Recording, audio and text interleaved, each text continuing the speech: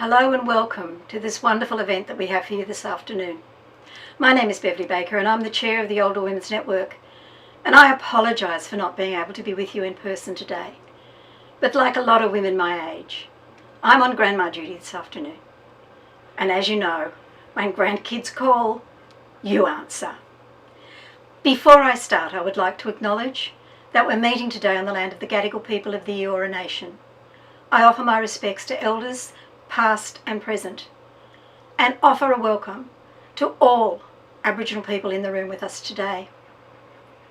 I remind people that this land always was and always will be Aboriginal land. It has never been ceded. I would very much like to thank Jean Kittson for attending and participating today. I have been a fan of Jean's for what seems to me to be a very, very long time. No insult intended, Jean. I well remember this amazing, talented actor tying herself in knots on a trapeze while she engaged in social comment. Jean, you are an inspiration. You have dedicated your life to making lives of others better. Thank you so much. Enjoy yourself. Yes, good afternoon, everybody. No trapeze this afternoon. I don't know whether we're going to be tying ourselves in knots. We're going to be talking about aging disgracefully, but we're also going to be talking about Jean's most recent book, because I just think you deserve a medal for this. And in fact, you have recently just got a medal. Jean has just told me that she's just been made an AM in the recent honours. So let's give her a round of applause for that.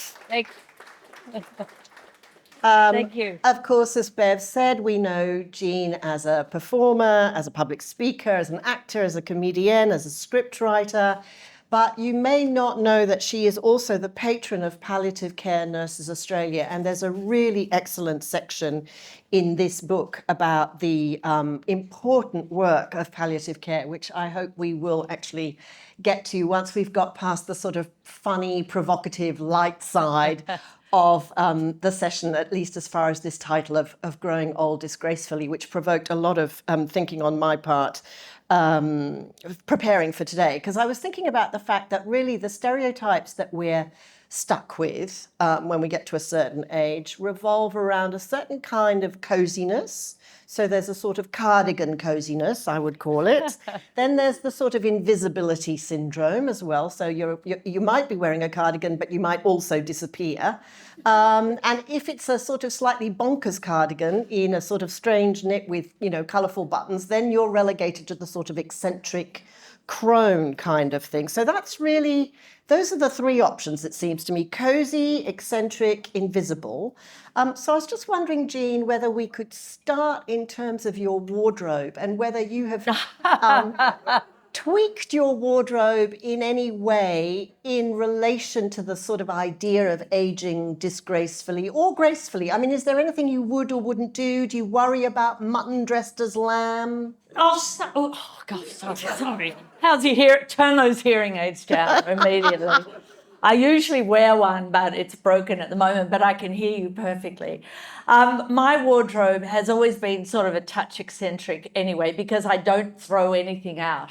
So I've got things in my wardrobe that I always think I will wear from the 70s. I have got things in my wardrobe.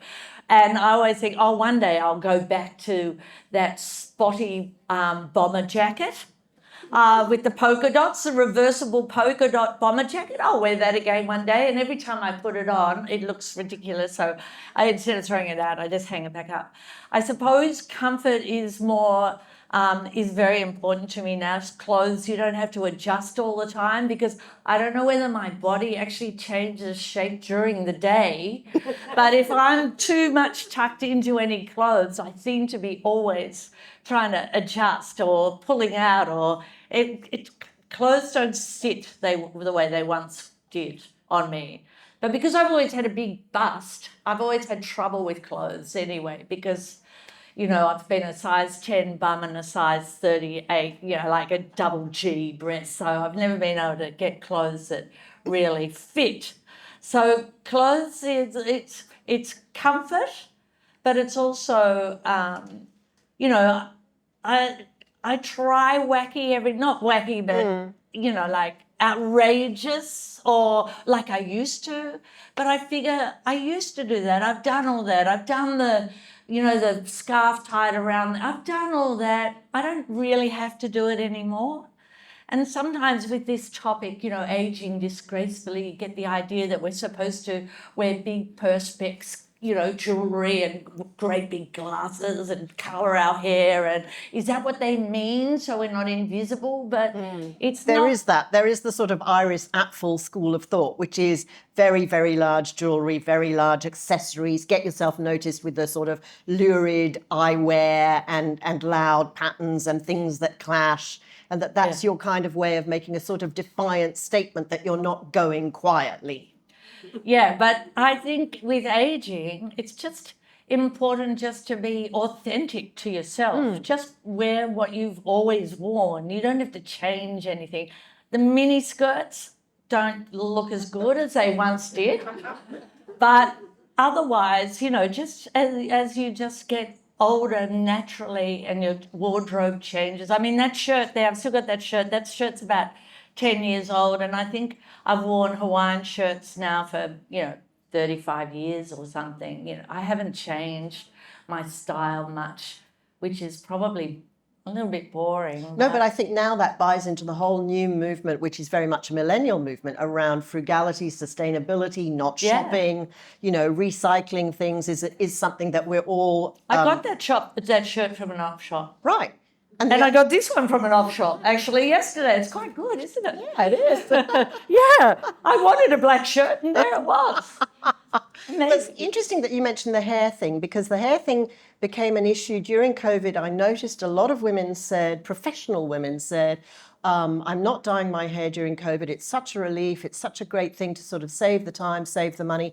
But of course, when I go back to work, I will colour my hair again. And I thought that was such an interesting decision, that there's still a certain amount of fear in the professional realm of women, that there is a subconscious signalling that goes with grey hair that says, I'm opting out.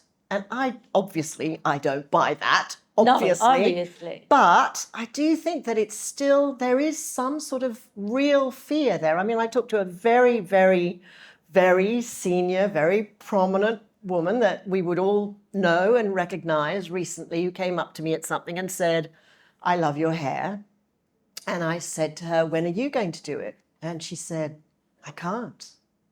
And I just thought, what an interesting fear this is. How can we help women in public, professional, active roles to feel okay about this? It is interesting. I've battled with it for a long time. It's the only thing I do to make me feel less old. Like I don't do Botox. I have never done anything like that. I don't even do facials because my daughters do them all the time and it costs a fortune. And so I've just passed that baton on to them. But I don't do any, I rarely moisturise, which it's been pointed out to me a number of times from some very close friends. So the hair thing, look, in the media, it's really hard when you're in the media, and I assume the woman you're talking about is in the media and in the public eye. And what happens is, I mean, there's an old thing that a television producer once said was, like, I don't care how old you are as long as you don't look it.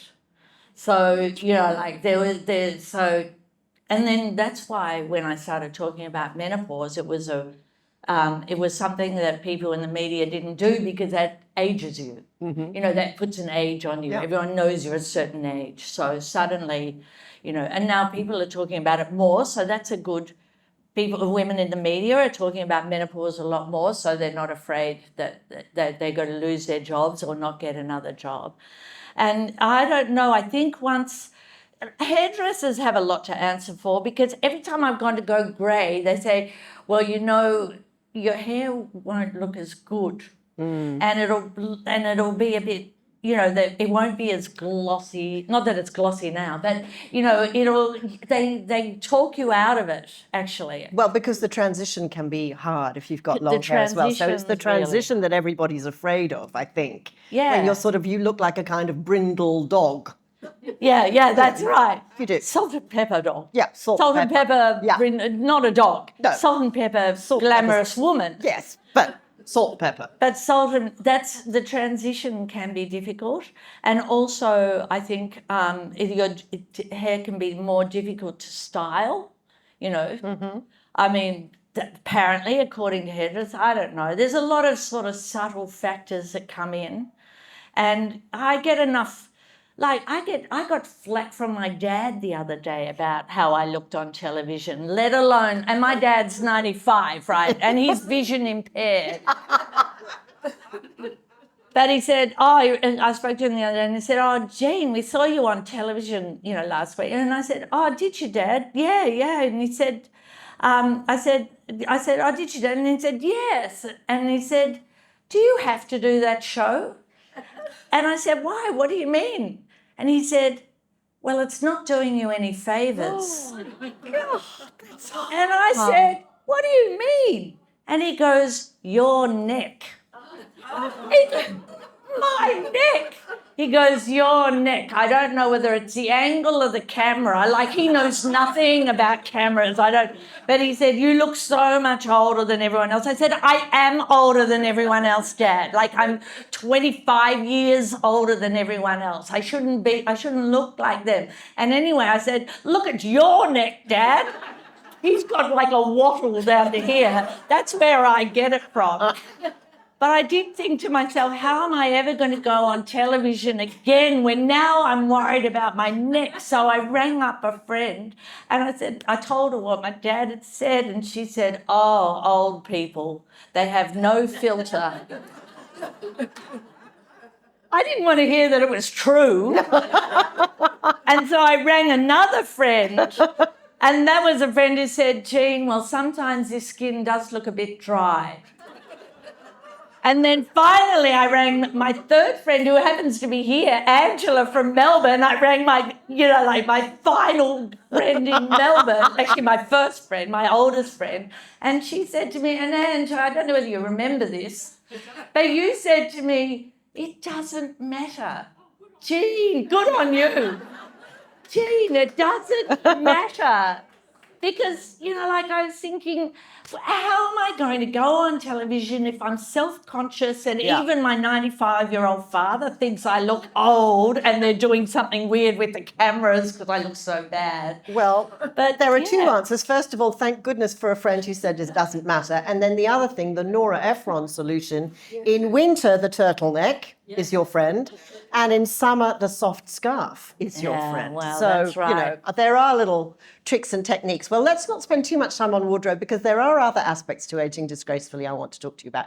And one of them is words. I do think words are really, really important. And the two words that I think are most unhelpful at the moment, for me, in terms of this space, I've noticed are the word retirement. And the other word, which doesn't apply to me, but does apply to friends my age, is the word widow. And it seems to me that the word retirement is not useful, and it contains the word tired, for a start. It implies a kind of pulling away, withdrawing from life, whereas I think for a lot of women, actually, the end of their working life can be a time of incredible energy and engagement with community and all sorts of new things. And the word widow is so narrow in the sort of restriction and the reductiveness of how it defines that state. I wondered whether you could reflect a little bit on the words maybe that you think are unhelpful in terms of getting older and how you feel maybe about those two or any other words that bug you. Well, I suppose I haven't really thought about those words, actually. But do you think about retirement? Do you think about retirement? Because I think that creative people don't retire. We No, we don't. Go on until we drop. Yeah, that's right. That's right. We keep on, we just do the same amount of work for less and less money till you do everything for nothing. Yeah. And then you're happy. Yeah. Anyway. Yeah. Then someone else has retired you. Yeah, we just get retired. But retirement, I have friends who have retired really happily, and I've never felt that has been a word that they've shirked from or felt that it was a judgmental word. Okay. Widow, I haven't heard used for a really long time. I've known, I have friends whose husbands have died, but I've never heard them referred to as a widow. So you must hear this. Yeah, I do a bit. Words have been really, from an early age, I hated the term working mother because that assumed that mothers didn't work. Yeah. So I've always preferred mothers with a second job. Mm-hmm. And your first job is the kids and the kids at home. So words are important, and the connotations that come with them and the implications. So I think, do we have to say, you've obviously thought about this, so do you have to say, I have retired from my work, or I've left my career job and now I'm embarking on a new journey or a new life or a new, what retire to me just means, I don't know, you've left your job. It's not that you've retired from life, but I can see what you're saying. And I think that. there's a very narrow stereotype in terms of the way, again, looking at the advertising industry's perception of retirees. They're either on a golf course. I'm looking at insurance, ads for insurance, for example. You always see couples on golf courses all wearing Aran or cable knit sweaters. The knitwear is really big in the sort of image of how older people look post-retirement. You're supposed to be enjoying golf and knitwear. And laughing all the time and running along a beach without wetting yourself. All right, yes. Let's be frank. Yeah. And now the retirees look younger than me. Every time I see those ads on TV, I think, they're 10 years younger than me. When am I going to be running along a beach with a little flimsy sarong pointing at a golf course or something? Yes, you're right. The images of advertising, what they've tried to do, they've swung from, retirement, we don't do anything, we don't spend any money, to realising big money. We're going to sell you a lot of stuff. We're going to sell you retirement villages. We're going to sell you holidays. But of course you're really vital and you're having a great time, and we want you to spend all your money. We don't want you to give any to your kids because we want that money. And, and so there's just these sort of frivolous couples running. That's true. That's the image. Or in sports cars, like, the menopause sort of idea. It's really, and it's not right. And it's like the way they portray older people, our elders, always sitting in a chair holding someone's hand. That's not the real thing either. They always look sort of needy and vulnerable and rather than feisty and opinionated and, they were taking care of their own lives, and they may need care workers and they may need support, but emotionally and intellectually, they're still very independent and very autonomous. They're not children, and yet those images really drive me crazy. And there is a lot of infantilizing in terms of the way we also talk to older people, in terms of the talking down, the dear, all that sort of. I've been in care homes. When I visited care homes, for example, with my mother, I remember everybody's voice would go up. Yeah. As if they were talking to an infant on their first day at school when we were sort of being shown around the premises. So don't get me started on that. No, but my parents have one care worker, and she's very nice and that, but she comes in and she goes, "Hello, Miss Elaine. Hello, Mr. Roy." And I'm going, oh my God, if you really knew my mother, she would run rings around you in any it's just so wrong. It's such a misread of a person, and she's a person and an individual. So it's There's really quite a lot of Jean's mum in. We need to talk about mum and dad. We may get to them in a moment. But before we get to them, it strikes me that as baby boomers, we're doing everything differently. We're trying to do everything differently. And so I was wondering whether you thought that we were going to age disgracefully differently, and whether you saw things like the news about psilocybin becoming available, possibly, and the new legislation about voluntary assisted dying, meaning that it is going to be possible for us to be more disgraceful in new ways that our parents didn't have available to them, that we might be able to go out in a haze of magic mushrooms, for example. I'm scared of magic mushrooms. Are you? I always have been. When I first took them on the train coming back from a Lou Reed concert. And I wouldn't want to go there again. So I've done psilocybin or whatever it's called, the magic mushrooms. So I think if it was microdosing and you went, look, I don't need it.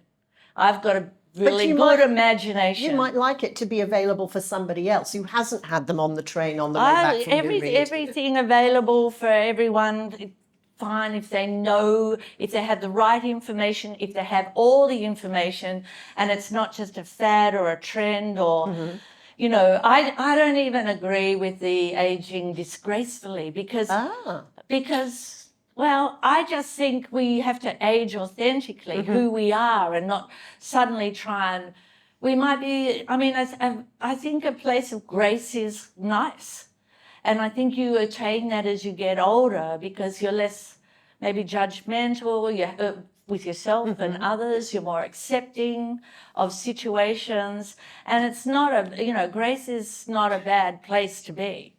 So disgracefully, it feels a bit teenager to me. Like you're trying too hard. Yeah. So, but if that's what you want, if that's who you are, that's fine. But I think we have to be really just true to ourselves, wear what we like, say what we like, have our opinions, not be silenced, have a voice. Those things are really important as we age. I think for me, watching, I live with my 94-year-old mother, and she is very, very sharp. She is very, very alert. And the thing that I've observed that I think I would like of hers as I get older is her curiosity is absolutely infinite. She follows the news avidly. She's interested in the world. She wants to know how things are going to turn out. So she's sticking around to find out how they're going to turn out. Right. So she's really invested in the future. She asked me about the new AI chat thing this week and how it works. She listens to music on Spotify. She does all her banking online. She's very, very comfortable with technology. So her iPad is a really important companion in her life. And I was just wondering whether you would like to reflect a little bit on curiosity in your life as you get older, and whether you found that your interest in things has shifted or has it deepened? What's going on for you intellectually? Well, probably not a lot. I'm tired. No, I intellectually, well, I still, because my work relies on me coming up with ideas, then I let my mind wander. My youngest daughter has just told me, she's a psychologist. Well, she's not really, she did psychology and criminology at uni, that I've got ADHD. So I'm just going to join the whole gang of women in their 60s who suddenly have ADHD. I feel really left out because so many people say this now. I know, and I would get a proper diagnosis, but I've got ADHD and I just can't make the appointment. You know what it's like. So, but I think... Seriously, Jean, do you think that's true? Yeah, I think it is. I fill in a lot of the one criteria, speaking of magic mushrooms, the sort of the definitive experiment, whether you have ADHD or not, is my daughter said to me, Mum, have you ever tried cocaine? And I said, Well, yeah, actually, I tried it once. This is all in the 70s, you know. I can't go to jail for this, can I? No. I hope not. Please just censor this from the video. So I tried it once and she said, what happens? And I said, oh, I was so relaxed. I just had the best night. I was so chilled. I remember just lying around and just feeling, you know, just feeling totally relaxed. And she said, well, that's the feeling. Because usually Coke apparently hypes you up. But if you've got ADHD, it relaxes you. So I've got ADHD.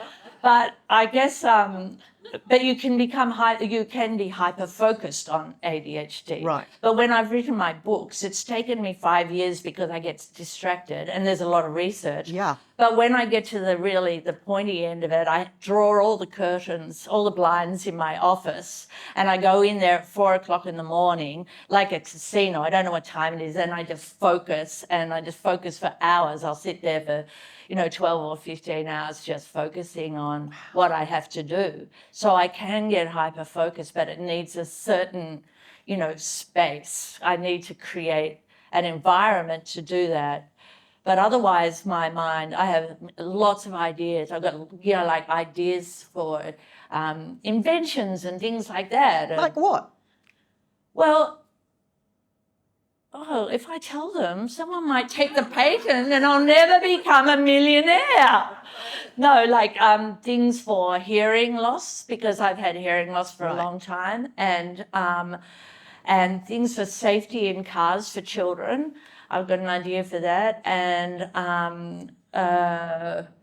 what else? Oh, some wearable technology that I think would be really good for the environment. So, like I just like to think about things of improving a situation. Like I just live in just a completely crazy, world of fantasy, I think. But what it does is it means that I live like I'm really happy in my life, even though I primary care of my 2 elderly parents who are in Gosford, who wouldn't move into the granny flat. I built them downstairs, so I'm on the M1 at least twice a week. So, but I can fill my time very easily with things that excite me, even if they never ever happen. They don't have to. I don't feel like I've let myself down if they don't happen. So interesting. Can we just talk about the hearing thing for a moment? Because in terms of whether we talk about this as aging gracefully, and I'm completely with you that, who cares about the disgracefully? The point is to do it authentically. But I just want to talk to you about the hearing thing, because I think this is a really vexed issue. My observation is that there is, again, so we talked about the stigma around the hair, but I think that there's an issue with hearing aids. Many, many people I know who are advised by audiologists to get hearing aids, they get them, they spend the money, and then they don't wear them. They don't like them, they find them fiddly, they're difficult to replace the batteries on if they haven't got the ones that you can plug in like your phone. And so if they wear them, they might wear them socially, and they don't like them in a restaurant because they don't like all the peripheral noise. It's very exhausting when you start wearing hearing aids. You're overloaded with noise and you can't necessarily regulate and filter it properly. So you put the hearing aids away, you put them in the drawer and you say, I'm not going to use those. And your audiologist has possibly not explained fully to you the way your brain's neuroplasticity requires you to wear them all the time in order to grow the synapses, so that it's your brain that's lost the hearing, not your ears, so that your brain can rebuild your hearing. Have you found it difficult to adjust to wearing hearing aids? Do you perceive what I'm saying and agree with me? What can we do to make hearing aids more normalized for people? The hearing aids my parents have been wearing my mum's been vision impaired, legally blind for 20 years or more with Vision. That's not going to help with the hearing. With no, well, I read Lipso a lot, so she's got hearing loss as well. Okay. And so that, but she has the audio books and remains engaged. But the hearing aids my parents get as pensioners are really not great. They're great because they're free, but they're not as good as a hearing aid I have got. And when I try and, so we spend all our time, yelling, hello, Mum, how are you? What, how are you? And it's exhausting. And I say to Mum, let me just get you like a really state-of-the-art hearing aid. No, I don't want you to spend money on me. What's the point? What's the point? We'll be gone soon. She's been saying that for 20 years. And we've been yelling for 20 years. So to get my parents to, even though I would like to help them upgrade. So the pension hearing aids are really difficult and they do amplify everything. The couple of steps up, hearing aids that are about $5,000 each. And the rest, some of them are 10. Yeah, they're really expensive. They don't have quite those issues. They adjust themselves when there's peripheral noise. I always found them because I had hair maybe. No one ever noticed them on me. But when I was wearing masks and glasses, I'd take my mask off and my hearing aid would fling across the room and I'd be looking for it or fling out into the gutter or wherever I was. So you've got 3 things behind your ear. That was difficult. But hearing, as you said, it's a muscle. And if you don't exercise those pathways by using a hearing aid, then those muscles die and then you lose any chance of getting that level of hearing again. So a lot of people think I'll strain because the more I strain, the stronger my hearing will get, but it's not a muscle, it's a nerve. And those nerves will die when they're not engaged. So that's why hearing should be as accepted and as regular as us going to the optometrist, wearing glasses. It should be just like that. And that's why I've been thinking a lot about, how Mum and Dad are fitted for hearing aids. They're very uncomfortable. That's why I've got this idea, but, whether it'll ever get done, I'll probably just share it with someone who may do it. In fact, I told the cochlear people at a conference once about my idea, but they just smiled. It's really an interesting one. I do care about this quite a lot because I've seen the struggle that people have when they wear their hearing aids, they're fighting with their hearing aids socially, they feel isolated the moment they don't wear them, but there is some sort of kind of feeling in a particular generation, and I am seeing this particularly amongst men, I have to say, there's a kind of resistance to wearing them. And the audiologists say that the moment you feel that you're losing your hearing, the earlier you get fitted, the better, because it gives your brain more time to kind of keep the capacity that you've got. One of the things that I did with my mum, given that she has this incredible curiosity, was that I took her to learn Auslan with me. So we went to learn sign language because she loves pulling faces. And Auslan is not just signing with your hand, but it's very facially expressive. In fact, apparently amongst sign languages in the world, Auslan is the one where we pull the most faces. I mean, we use our faces the most. It is the most expressive of all the languages. We've seen them behind premieres in times of disaster, right? It's so much fun to learn. It's really fun. So I would urge you, if you're looking for something to do with a curious elderly parent or just for yourself to have as a skill, it's really a fun thing to learn. How long did it take you? We did a night course in Wollongong. We did about 3 terms. And and there were games that we got to play. And she's in a wheelchair, but she had a great time. She loved it. What a wonderful thing to do. And then it means that we've got a kind of secret code. If we want to get out of something that we're both bored at, we can sign something to each other that no one else can understand. So it's kind of handy. Yeah, I'll say. That's lovely. Yeah, go and learn Auslan, everybody. Yeah. Because that brings me to another thing I wanted to ask you about, which is fun. And I do think having fun is important as you get older. And I'm going to use my mother as an example. So my mother loves to have fun at the most inappropriate time. The more inappropriate the time is, the more fun she'll have. So, for example, the other day we had to go to a bank so that she could witness my power of attorney, which is one of the many things that this book insists that you get all your paperwork and all your admin done for your elders, and you prompted me to do so many things. I thought we were in good shape, but honestly, you reminded me of so many things we needed to do. Good. Anyway, so off we went to the bank, and you don't make jokes when you go through passport control or at customs. And nowadays, because banks are so well trained when it comes to elder abuse, when they see an elderly person coming in a wheelchair with her daughter to sign a legal document, they are vigilant. They're looking for some trouble. So the first thing the woman says to my mother is, "Have you come here of your own free will, Mrs. Baum?" Are you standing beside her when she I'm says sitting there, and she says, "No, they beat me to make me come here."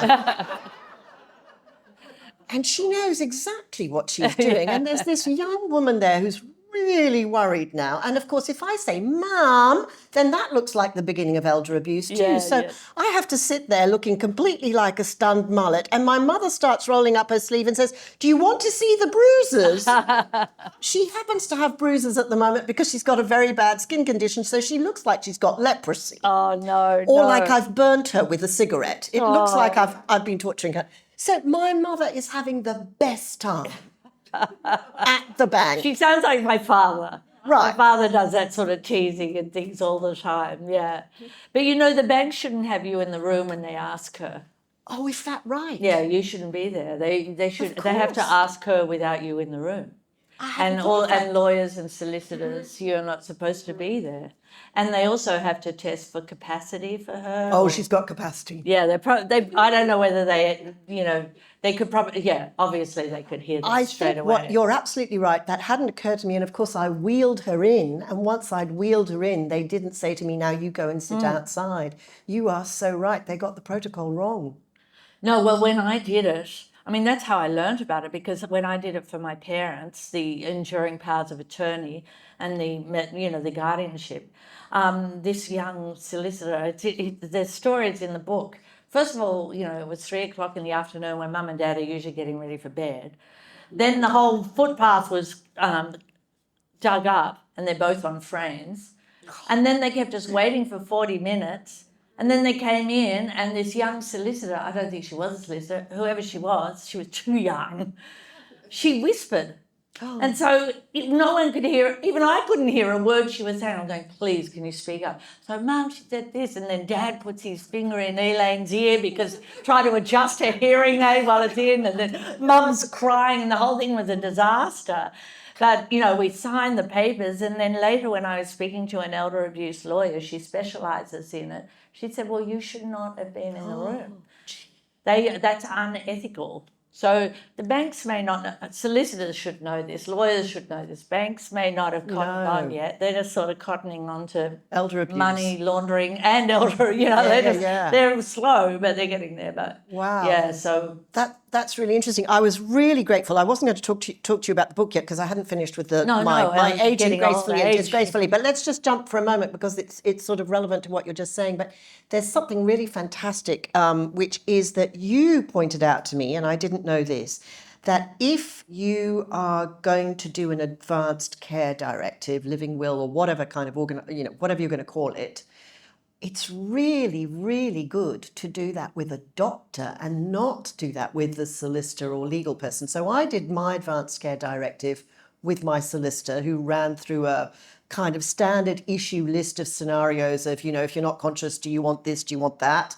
But not to the same degree as a doctor would, where they would say, do you want intubation? Do you want antibiotics? Do you want this? Do you want that? They've got a much longer list. And you make that point. If you're doing an advanced care directive, do it with your doctor. So I've made an appointment with my mother to do that next week, and we've booked 2 15-minute blocks so that we've got a comfortable half hour, so it's not rushed. Yeah. Not all doctors apparently will do it. No, because it takes about 45 minutes at least. Right. So you've booked 30 minutes, but whoever's next is going to be waiting. Okay. But and it makes sense. We did ours with our lawyer, and then could have been, could have been the doctor. Like, No one. So we did it when we did our will. We did the advance care directive because that's what the lawyer tells you to do, or your solicitor. But no one looks at your will until after you're dead. So no one's going to see your advance care directive that's with your will until after you're dead, and then it's too late. So you need it done. This is a separate document, and you need it, like you need it on the back of your door, like with mum and dad and their retirement village. You need it somewhere where everyone can see it.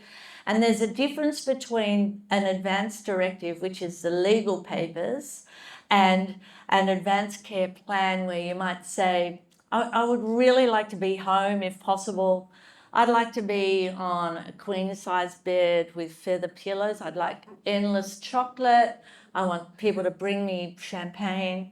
Maybe I'd like a concierge just to do whatever I want. Like that's your care plan. I want to be near a window, anything like that. I want everyone to come and lie on the bed with me. Like that's your care plan. But a directive is your legal document where you can say, you can make it really simple. You can say, I don't want any, I'll leave it in the hands of the doctors. I don't want any heroic things.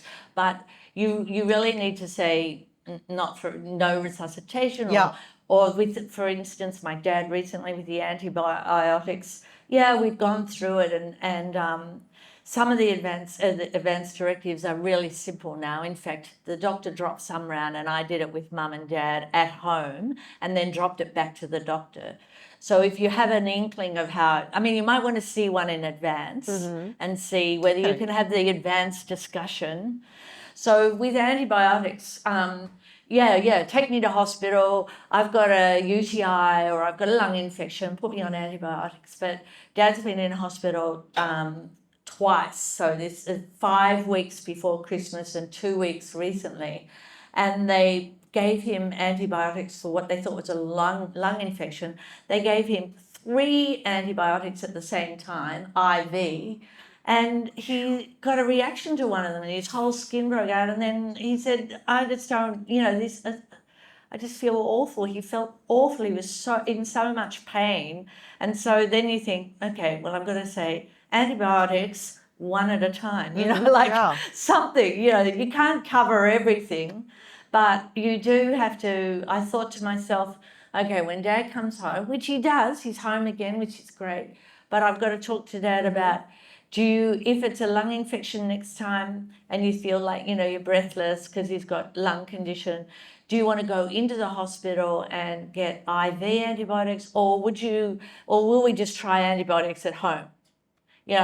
Let's see, that is a choice. If that's a choice, so you have to learn a lot, learn a lot of things, get familiar with the sort of choices and decisions you might have to make. Just out of curiosity, can I just ask, how many people in this audience are carers in any shape or form? So, so there are a few of you. And also, just out of curiosity, how many people in this audience have an advanced care directive of any kind? Isn't that impressive? Oh, that's really good. Really well done, good. You. Yeah. Excellent. Okay, just to sort of close on the graceful thing before we sort of talk a little bit more about the book, because there's so much that's useful in the book. Are you all right temperature-wise? Are you okay? Do you need water? Are you? It's cold. It's cold. Oh, you want to swap seats? It's hot here. Yeah, it's boiling. Maybe can we turn the aircon down a bit, or do we think? Are you really cold? Oh, come and sit here. Do you want to move? You might be under a vent. You might be under a vent. We've all got very different thermostats. I'm sorry about that. I was thinking a little bit about the graceful, disgraceful this morning, and I was thinking about role models and about how important it is at every stage of your life, actually, to have women that you kind of look up to in some way or another for some form of inspiration, someone like a kind of Michelle Obama figure, who represents the values or the integrity or the way of moving through life that you respect and admire. And I don't know whether it was because Happy Valley finished on television recently, but for me, Catherine Carwood, the detective in Happy Valley, who is this kind of 64-year-old very salt of the earth Yorkshire woman, very padded physically. You know, she's a kind of plump, round Is woman. she like Vera? Yeah, she's kind of the same sort Well, of shape. I don't know Happy Valley, but Right. I've seen Vera. Okay, well, so for me at the moment, shape. the character in Happy Valley, this detective who's just about to retire, is my kind of figure in pop culture, if you like, that I look up to as a woman who's very down to earth. She knows who she is. She would fight to the death for her family. She's a real professional and really good at her job. Very blunt, abrasively so sometimes. But I just love the character and I love the way she was written. So I was just wondering whether you've got women that you think of in public life that you look at and you think, yeah, you're a really cool example of the way to do this. You know, because I was thinking about the fuss that there's been recently at the Grammys about Madonna and the way Madonna looks these days and all the sort of judgments around physical appearance that came as a result of the Grammys, which obviously are very focused on how people look. And then I was thinking about people who kind of transcend the Grammys, like Dolly Parton, who's a sort of eternal. And I was just wondering who you had in your sort of pantheon of women. Yeah, well, that's a good question. I mean, Dolly Parton obviously is a force to be reckoned with. She's a phenomenal woman who has created a persona that once she takes her wig off, you wouldn't know who she was, and she can lead a totally private life, probably, I imagine, because but she has this persona, and she's an incredible creative force. I just did a movie recently called Seriously Red. Ah, you did that? Yeah. I was. It was an Australian movie. It came out November last year, and it was about a young woman who's trying to find herself, and she ends up becoming a Dolly Parton impersonator. And she also wrote the film. So when she wrote the film, it was a tribute to Dolly. She sent the script to Dolly Parton. Dolly Parton read it in 24 hours, got back to her in 24 hours, not, 2 years, which is what you'd expect from people like that. And not only that, she wrote over the next few weeks, she wrote 5 original songs for the film, which they didn't use, which is unbelievable. But anyway, apparently they didn't use them. But no, it isn't unbelievable. You'd want all the classic songs that you would do if you were in a Dolly Parton impersonator. But she is. When I heard that, I just admired her so much for taking note of the minutiae of life, which this sort of thing must have been it must be a small part of her life to get someone from Australia sending a script and you taking the time to give it your energy for 24 hours or however long. Just that is really, I think, just an incredible tribute to her. Because we know what people, we all, we see these really incredibly famous people. They don't have a lot of time. No. They don't, they're really overwhelmed with things in their lives. So to take that time, and that I think is shows a huge generosity. She has also got a foundation. She gives millions of dollars away to promote literacy in disadvantaged communities. She gives millions of books away every year as part of that program. I mean, she is a force for good in so many different ways. So I'm not surprised to hear that, but that is a lovely story. She has an incredible energy, and I really admire that. And I suppose some of the women who would be role models to me are actually women from. There's a couple of women. When you were saying that, I was thinking, oh gosh, the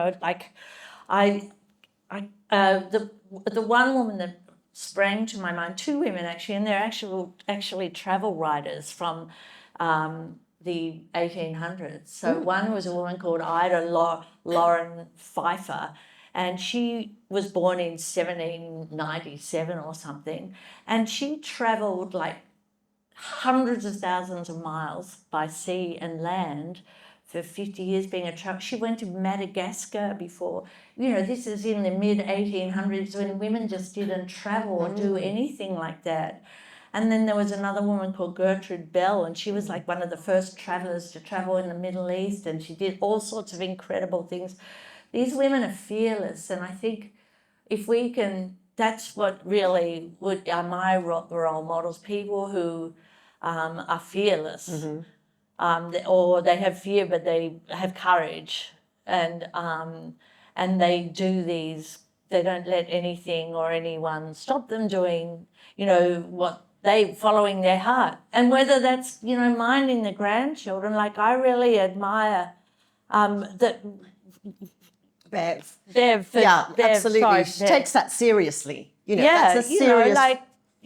start doing what, doing what you want to do. So what when you means talk something, about what means the most to you. those fearless women, are you fearless? No, I have so much fear, but my whole life, like when I was a kid, when I was about 8 years old or 9 years old, I went to ballet lessons, and then there was a ballet concert. And I remember this distinctly. There was a ballet concert, and I was an icicle up the back. All I had to do was like this. That's all I had to do in the ballet concert. And the day of the concert, I had my little costume and everything. The day of the concert, I was just had a panic attack, as they call them now, or a tantrum, whatever you want to call it. No, that's completely different. No, sorry, I didn't mean that. I had this overwhelming anxiety, and I just sobbed, and I hid under the table holding the leg. And I remember when I was that age, hating the fact that I couldn't do something I wanted to do because I was afraid of it, because I was crippled by this fear. So really the rest of my life has been trying to overcome my fears. I had a lot of anxieties, and I still, when, I was nervous coming here, really nervous. I get palpitations before some gigs, like the Midwinter Ball. I've done that about 3 times, and I had heart palpitations. That's a big ball that happens down at Canberra in Parliament House. And that would be scary. that was scary. And you don't go on till 10 o'clock, so everyone's already like, there's no, you're not going to control the room. It's going to be wild. So there are some events that actually affect me. I'm so nervous that I get, heart palpitations. I try not to do that anymore because, the cost is too great, actually. I think as you get older, the cost on your adrenal glands from that degree of stage fright and anxiety, it's too high. I mean, I think you can wear that when you're 30, but when you're my age, you feel like you've been run over by a truck for 2 days afterwards, so it's not worth it. Is that what happened? I didn't realise I had the day after repercussions, but I know that at the time I think, do I really want to drop dead in the wings? This is not good. I better just put this in perspective. And I think as we get older, we do gain a perspective on what's really important. What is it really important to stress about? And what, is that, even if I'm not perfect, does that matter? Even if I'm not even good, does that matter? It's a gig. So just calm down. Exactly. You've seen stuff happen in your family. You've seen people having to have courage in so many other ways, so many really important ways with their health and their loved ones. Really, are you going to freak out because you're doing a gig? So you learn that over the years. I think that's about learning to say no. And I think one friend of mine said to me she wasn't doing resolutions this year. She was just choosing a word for the year, and her word was discernment. And I think that as we get older, that discernment of, is this good for me? Do I need to do it? Do I want to do it? Is actually quite a sort of liberating force. We've been talking for a while, and you've been very attentive, but I do get a sense that you might have some questions for Jean. So I think that let's take some... Will you answer some... I don't know about that. I'm going to ask you a question. Okay. Well, anyway, if you've got a question for either of us, maybe now's a good time to ask, and we can always come back and pick up a little more about Jean's book if we haven't run out of time. We've got a lady over here. Yes. Just on further to what you were saying about, the issues of old people in retirement and couples, and I just think there's a complete gap of for single women in those advertisements, and I think it's even worse, the stereotypes of single women. Yet single women are the biggest percentage of the population now, older women. And like, I just wanted to have my thoughts there, how that could be improved, the image of, you know, the divorced, the single woman, the widowed woman, you know. And I love listening to both of you talk about your parents and everything. But I'm an old woman now. I lost my father when I was a child, and then lost my mother when I was about 30. Oh, yeah. Completely foreign to me, that discussion about older parents, and I think it's wonderful. Both, you know, not older parents, I live in here. So I'm sort of doing it myself, and I just wondered if you had any advice about, you know, older women and how they're perceived. Well, like everything, we're not a... And Sorry? I'm 71, so I've well outlived both my parents. The parents. Yeah, well, Yeah. like everything, like the so-called elderly, and I just want to say that elderly is an adjective, it's not a noun. They're our elders, and you can be elderly at 40. It's how you feel and what's going on in your body. So we've got to stop, you know, saying that about our elders, that they're the elderly. And like the way we treat them as one homogenous group, none of us are. There's so many variations. And the wonderful thing about living, I think, in where we live and how we live is that we are seen, we are heard, we have the freedom to be who we want to be and to do what we want to do within, you know, our own, you know, world. But I think we're not an homogenous group. So every woman in her 70s is like this, or we're individuals. We're still individuals. I remember when a friend of mine said she has 4 kids and she was a stay-at-home mum, working mum, stay-at-home. So she just coming back to that point. 4 kids, but she one day she just said to her family, "My name is," and she gave her name, say Sue Jones. That's who I am. I'm not mum. I'm not, you know, I am an individual. I have my own ideas. This is see me, you know. And I think that's all we want, that people can see and us, and we can be who we always, you know, who we are. In whatever form, but like they're going to sell things to people in retirement villages, so they're going to go for the, you know, whatever. I don't know whether they just. They try to assume that a single woman. I mean, I'm well off myself. I do my own work and everything, and I had a wonderful job and a career, and I'm doing things now. Yeah. But they assume that an older woman can't afford to go into one of those really nice places. You know, that's sort of the impression you get, that, you know, it's only for sort of wealthier sort of Couples who've got some husband who's got a lot of money, and there doesn't seem to be. They don't market to you. No. Directed at older women who might be financial. Have you got this book? Have you got this book? Right, because there is a really, I mean, it's unintentionally funny, I have to say. It is not meant to be funny, but there is a story in here about a woman who wants a single room in a residential aged care facility. I'm not going to give a spoiler alert. I think you need to buy the book just for this story alone, never mind any of the other stories. But there is a story in there about a woman who is really desperate to have a single room, and that's all I'm going to say. Any other questions? No, but she wasn't in a retirement village. She was in a residential nursing home.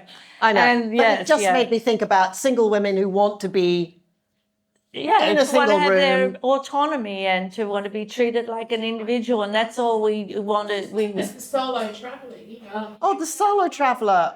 All of that. I think the solo traveller is now being catered for, and that there are lots and lots of organised trips where, yes, you pay a supplement. You always get penalised when you're travelling on your own. It is absolutely true that unless you're willing to share a room, you always pay a premium for that. But I do actually think that women travelling on their own and finding other people thematically that are interested in the same place or the same subject, I think that's one of the great joys actually of this phase of life in terms of making new friends. Any other questions? I just wanted to add, I've forgotten. That's what happens. Oh, yeah. Yeah. Like if you see an ad or something that is definitely, that goes, that gets your back up, well, then make sure you just never patronise that. And it used to be the same with banks. All the bank ads for loans, there would be the man pointing at the laptop going, oh, yeah. And the woman would be going in the background. And so, like once my bank did that, I just moved all my hundreds of dollars out of that bank, put it in another bank. Like you just don't give them, like take your custom away or write a letter to the council. We're at that age, right? Yes. Oh, write I love a letter those. to the council. Love writing those letters. There's a lady in the white glasses, yes. I spent a couple of years on my own, like living completely on my own. Wow. I think it was the first time in my life that I wasn't doing for somebody else, as we do. Others, we're always doing for other people. And I got to know myself. And it was the most special time. And I'm so proud of being single. Good for you. Yeah. What did you find out that surprised you? Can I ask you? Yeah, you liked you. Yeah. And I'm okay. I don't need other people. But now I have my 4 grandchildren I care for 24/7. And I'm able to do that because I built that confidence and have the attitude. And I'm at school pickup game now. And 4 kids. I'm a role model for other people now, but only because I know who I am. Yeah. Good message. And you had that time to see yourself not in relation to anybody else, but just recapture what we were trying to find when we were teenagers. Who am I? Because it's interesting, actually. In terms of elder abuse, one of the sort of sub branches of elder abuse that's getting talked about now is this grandparent abuse, where grandparents are being called on to do a lot of heavy lifting in terms of minding children because parents are working longer, later, or shift work, etc. Not all grandparents want to devote themselves to the same degree and don't have the energy or don't have the physical stamina, or there are so many different stages of babysitting grandkids that you can go through, and it is an assumption for a lot of kids that help is just unpaid and available, whereas boundaries matter for grandparents as much as for anyone else. But there are other situations where I am a 24/7 carer. Yeah. The parents aren't involved at all, but there is no financial recognition. No. So I think this is a complex issue, and it's coming into awareness now. We're beginning to talk about it because families do need so much help. Yeah. And any other comments? Yes. I would like some clues, or more clues, to add to my repertoire of behaving disgracefully. My favourite trick is when I get on public transport, if there's an empty seat and the person next to me takes up too much room, I sit on them. Yeah. Did you all hear that? That if there's an empty seat and they're taking up too much room, you sit on them as if you're some sort of dottery, dottery old woman. Oh, she sat on me. That's hilarious. I'm definitely going to try that one. They shuffle over. Yeah. Are they generally men who are sitting there with their legs like that? Drives me nuts. It's nearly always men. Yeah. Really. I always make sure I get really, really Close. That's great. That's fantastic.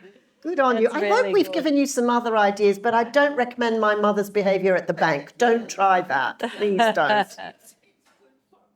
I think fun and curiosity, I think we've talked a bit about those this afternoon. I think they are key. And it sounds to me like you've got your handle on that. Yeah. Anything else that anyone wants to throw out there? Yes. I've just been thinking about this lady here whose parents died when she was young. Yeah. I've been very lucky. My mother didn't die until she was 91, and I had 2 aunts who were in Japanese prison camp, and they died at 95. Wow. So I've a lovely role model. And I'm here probably, I'm a pre-war baby. So Right. I'm a, you've been talking about your grandparents, your parents, well, that's me. And it seems to me that maybe there's something we could do that gives people who haven't got elderly parents or relatives, it's filling that gap, giving them up a sort of role model. It's interesting because really what you're talking about is the fact that we're all living longer. That's one thing. And that there's a difference between your sense of yourself aging at 65, which is the year I'm going to be coming to this year, and being 75, 85, 90, and now 95. I mean, you know, we're really looking at centenarians becoming much more of a norm. And obviously there are different stages of life that we go through. And you're suggesting maybe that we could almost adopt a granny, so that if you haven't got elderly parents and you miss that in your life, you could perhaps we could matchmake you. Like there are schemes, I think, where you get a sort of adopting a sort of big brother, for example. So some people have that scheme, you know, to sort of replace an absence in your life, and I think that's a lovely. I mean, First Nations people are very good at this. Yes, but that's part of the culture. That's already we don't do that because of our nuclear families. So thank you. Anybody, you want to say anything about that? No, but that's right. I mean, in my book I say that, you know, we always talk about it takes a village to raise a child. It also takes a village to help our parents reach safe harbour at the end of their lives. So I'll give you my number, my parents' number, and Mum has to go to the podiatrist next week. She's 98 and Dad's 95. He's her toy boy. But yeah, like anything, you know. And I'm willing for you to have my mother unconditionally and unreservedly. You know, really, feel free. But a community is really important. It's important for our community to understand that this is a cross-generational responsibility to, you know, look after each other. That we shouldn't be divided up into ages, whatever they are, and we certainly shouldn't be, you know, putting our parents in. With other old people, just because that's all they've got that's what they've got in common. But having said that, Mum and Dad's retirement village is coming into its own now. You know, at first it was like you never saw anyone out. It was like a witness protection scheme area. Like you never saw anyone outside their units, but now they're getting so much, you know, assistance when they need it. So that's good. That's helped them. Just on a serious note, just to kind of close before we break up and have tea and mingle, you touched on something there, and I know that this is something that the Older Women's Network is very committed to, which is, you know, ageism has had a little bit of traction in the media recently. My friend and the fellow ambassador for OWN, actually, Jane Carrow, wrote a piece about ageism in the Sydney Morning Herald and was absolutely piled on social media. Like she got an enormous amount of very, very negative response to calling out ageism. Have you got any wisdom to share about what we can do about ageism individually and collectively, and how much you see and notice this professionally or in your personal life? Does it irk you? Does it bother you? Do you laugh it off? What do you do? Well, I suppose I had to sort of think deeply about this when I wrote my menopause book, because that was in 2014 that came out. It's called, you know, You're Still Hot to Me, The Joys of Menopause. And it was because when I reached menopause, I had no idea what was going on really, and I couldn't find the facts about menopause. And suddenly women who I knew were going through menopause, friends, would be denying it. I didn't go through menopause at all. Well, yes, you did. You're a woman, you know. And the only other species to go through menopause are actually killer whales, by the way. But it's excellent. And you know why I know that? Because these scientists, English scientists, did this study. Why don't killer whales die when they reach menopause? Because they're the only other species that go through menopause. So because if the prerogative, you know, the biological prerogative, you know, the biological sort of impetus is to breed, then killer whales, they can't breed anymore, so what are they doing still alive? So this is sort of inherent, like a judgment. And then they found that the killer whales had all this knowledge. They knew how to protect the pod. They knew where the food were. They knew where to go in times of danger or when, things changed. They had all this information and wisdom and experience and empathy and compassion and rat cunning, which is what we've got. So, but we were partially responsible because we wouldn't even admit we had menopause because we thought it aged us. But it's not about growing old, it's about growing up, which I think we're all doing. We're still growing up. And age is just, the fastest we were ever growing old was when between the ages of like 0 and 5. We were aging like the clappers back then, but we didn't care.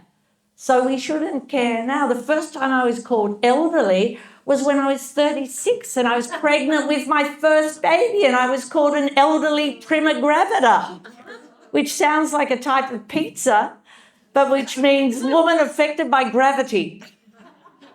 And they said all these things. And then I had my next baby at 43. So, that showed them who was elderly. But, it's just an idea, really, being older, and we just have to own up to it. And we shouldn't judge women we shouldn't age women by their hormones, We don't count each other's teeth to see how old we were. So, we've just got to just really embrace the age we are, be comfortable with it. And if there is ageism, definitely call it out. Like when the butcher said to me, the first time the butcher said to me, "Hello, young lady," and I went, I remember the butcher saying that to my nan, in 1960 something, because butcher's banter hasn't changed for about 50 years. And he said, and I just looked at him and said, don't call me young lady. I'm too young to be a young lady. That's what you call my grandmother. And, I just felt so angry. It's not a compliment. It wasn't a compliment to be called a young lady. Just, it's so scrap that from your, your butcher's banter. And I've lived many more years than you, and I've had a lot more experiences. And instead of buying a whole lot of steak from him, I think I bought one bone for the dog, chop bone for the dog, and that was it. I love the idea that you say that it's not about growing old, it's about growing up. I think that's a very profound thing for us to take home this afternoon. And I also love the idea of of describing a woman as being a woman affected by gravity. We're all affected by gravity. We're affected by gravity all the time, whether we're men or women. It's just there as a fact of life. It's a ridiculous terminology. We have to really, I do think that words are really important, and we have to pay a lot of attention to language and make the language work for us and offload the sort of judgment terms. I think that's a great crusade and a great campaign, and I think that OWN is always very vigilant and very careful about using kind of respectful terminology so that we kind of affirm that as a power that we have. Words are something that we all have within our control.